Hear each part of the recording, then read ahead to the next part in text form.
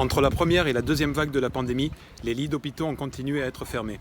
Ce fait d'actualité va me permettre de vous donner un exemple de ce qu'on va pouvoir faire quand on aura le RIC constituant permanent. Mais avant, petit rappel, qu'est-ce que le RIC constituant permanent ?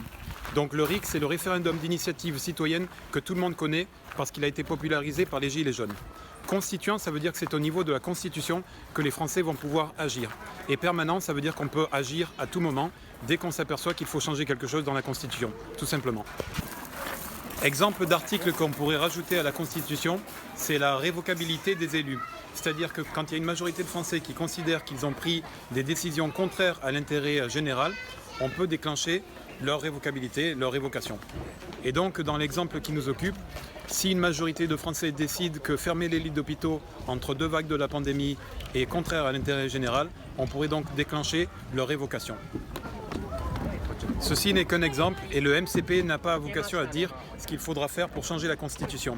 Ce que le MCP dit, c'est que le peuple doit pouvoir avoir accès à la Constitution pour pouvoir la changer le cas échéant.